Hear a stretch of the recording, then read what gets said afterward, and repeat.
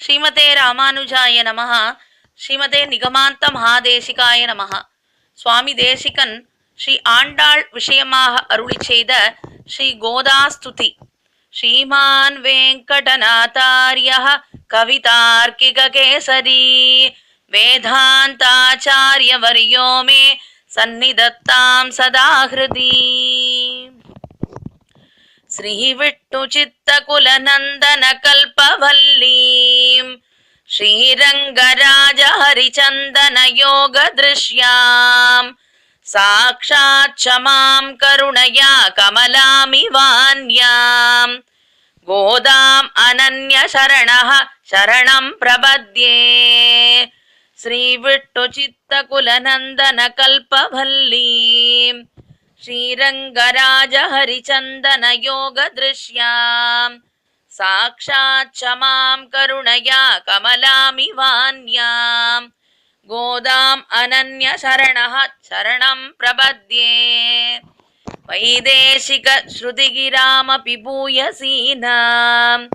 వర్ణేషు మాతి మహిమా నహి మాతృషాం తే ఇత్తం విదంతమభిమాం సహసైవ గోదే మౌనతృఘో ముఖరయంతి గుణాస్పదీయాః త్వత్ప్రేయసశ్రవణయోరమృతాయమానాం తుల్యాం త్వదీయమణినూపురసించితానాం గోదే త్వమేవ జనని త్వదభిట్టవార్హాం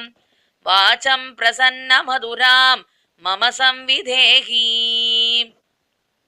కృష్ణాన్వయేన దదతీం యమునానుభావం తీర్థైర్యథావదవహాహ్య సరస్వతీం తే గోదే వికస్ఫరధియాం భవతి కటాక్షాత్ వాచస్ఫురంది మకరందముచక్కవీనాం అస్మాదృశామపకృతౌ చిరదీక్షితానాం అహ్నాయ దేవి దయతే యదసౌ ముకుందః తన్నిశ్చితం నియమితస్తవ మౌలిధామ్నా తంత్రీనినాదమధురైచకిరాం నిగుంబైః శోణాతరేపి కుచయోరపి తుంగభద్రా వాచాం ప్రవాహనివహేపి సరస్వతీ త్వం అప్రాకృతైరపి రసైర్విరజా స్వభావాత్ గోదాపి దేవికమిదుర్నను నర్మదాసి. వల్మీగతశ్రవణతో వసుతాత్మనస్తే జాతో బభూవ సమునీక విసార్వభౌమః గోదే కిమద్భుతమిదం యదమీస్వదంతే వక్త్రారవిందమకరంద నిభా ప్రబంధాః భోక్తుం తవ ప్రియతమం భవదీవ గోదే భక్తిం నిజాం ప్రణయ భావనయా గృణంతః ఉచ్ఛావచైర్విరహ సంగమజైరుదంతైః శృంగారయంది హృదయం గురవస్త్వదీయాః మాతః సముత్థితవదీమది విట్టు చిత్తం విశ్వోపజీవ్యమృతం వచసా దుహానాం తాపశ్చితం ఇమరుచేరివ మూర్తిమన్యాం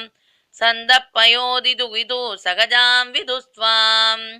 తాదస్తుతే మధుబితస్తుతిలేశవశ్యాత్ కర్ణామృతైషుతి శతైరణవాప్తపూర్వం త్వన్మౌలిగంధసుభగాముపహృత్యమాలా లేవే మహత్తరపదానుగుణం ప్రసాదం దిగ్దక్షిణాభి పరిభక్త్రిమపుణ్యలభ్యాత్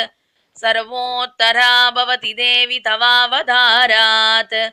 యత్రైవ రంగపదినా బహుమానపూర్వం నిత్రాళునాపి నియతం నిహితా కటాక్షా ప్రాయేణ దేవి భవతి వ్యపదేశయోగాత్ గోదావరీ జగతి తం పయసా పునీతే యస్యాం సమేత్య సమయేషు చిరం నివాసాత్ భాగీరథి ప్రభృతయోపి భవంతి పుణ్యాః నాగేశయః సుతను పక్షిరథః కదంతే జాతః స్వయంవరపతి పురుషః పురాణః ఏవం విదాసముచితం ప్రణయం భవత్యాః సందర్శయంది పరిహాస గిరస్సకీనాం त्वद्भुक्तमाल्यसुरभिकृतचारुमौलेः हित्वा भुजान्तरकदामपि वै जयन्तीं पत्युत्तवेश्वरिमितप्रतिकादलोलाः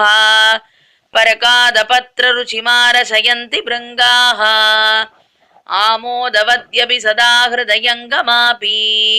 रागान्विधापि ललितापि गुणोत्तरापि मौलीस्रजा तव मुकुन्द किरीटबाजा गोदे भवत्यतरिता खलु वै जयन्ती त्वन्मौलिदामनि विभो शिरसा गृहीते स्वच्छन्दकल्पितसपीतिरसप्रमोदाः मञ्जुस्वना मधुलिगो विदधु स्वयं ते स्वायंवरं कमपि मङ्गलतुर्यघोषं विश्वायमानरजसा कमलेन नाभौ वक्षस्थले च कमलासनचन्दनेन आमोदितोऽपि निगमैर्विभुरङ्घ्रियुग्मे दत्तेन तेन शिरसा तव मौलिमालां चूडापदेन परिगृह्य तवोत्तरीयं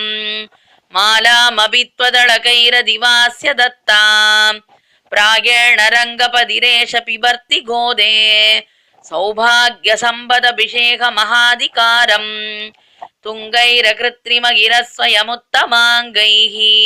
यं सर्वगन्ध इति सादरमुद्वहन्ति आमोदमन्यमधिगच्छति मालिकापि सोऽपि त्वदीयकुटिलालकवासितापि धन्ये समस्तजगदाम्बि दुरुत्तमाङ्गे त्वन्मौलिमाल्यभरसम्भरणेन भूयः इन्दीवरस्रजमिवा ददति त्वदीयाणि आखेकराणि बहुमानविलोकितानि रङ्गेश्वरस्य तव च प्रणयानुबन्धात् अन्योन्यमाल्यपरिवृत्तिमबिट्टुवन्दः वाचालयन्ति वसुधेरसिकास्त्रिलोकीं न्यूनाधिगत्वसमदा विषयैर्विवादैः दूर्वादळप्रतिमया तव देहकान्त्या घोरोचनारुचिरया च रुचेन्दिरायाः आसीदनुज्जितशिखावळकण्ठशोभम् माङ्गल्यतं प्रणमतां मधुवैरिकात्रम्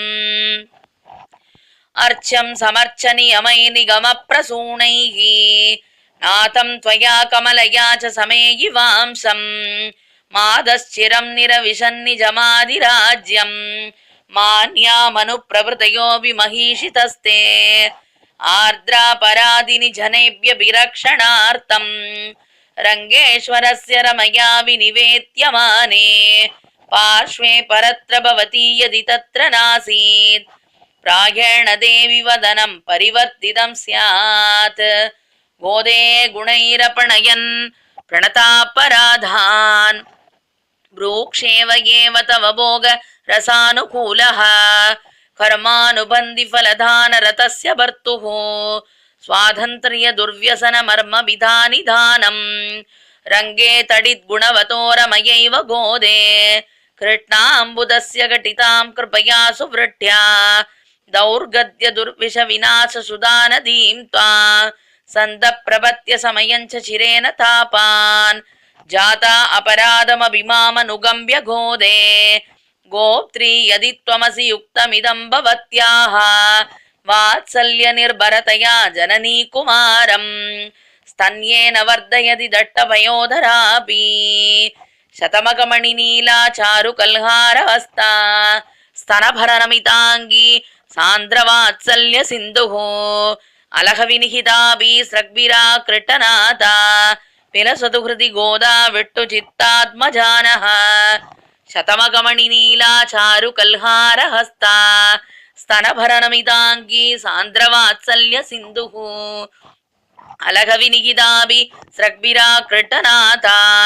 विलसतु हृदि गोदा विट्टुचित्तात्मजानः इति विकसितभक्तेरुत्थितां वेङ्कटेशात् बहुगुणरमणीयां वक्ति गोदास्तुतिं यः स भवति बहुमान्य श्रीमतो रङ्गभर्तुः चरणकमलसेवां शाश्वती अप्युपैष्यन् इति विकसितभक्तेरुत्थितां वेङ्कटेशात् बहुगुणरमणीयां वक्ति गोदास्तुतिं यः स भवति बहुमान्य श्रीमतो रङ्गभर्तुः चरणकमलसेवां शाश्वती अप्युपैष्यन् कवितार्किक सिंहाय कल्याण गुणशालिने श्रीमते वेंकटेशाय வேதாந்த குரவே நமஹ. சுவாமி தேசிகன் அருளிச் செய்த ஸ்ரீ கோதா ஸ்துதி சம்பூர்ணம். ஆண்டாள் திருவடிகளே சரணம். ஸ்ரீமதே ராமானுஜாய நமஹ. கிருஷ்ணார்ப்பணம்.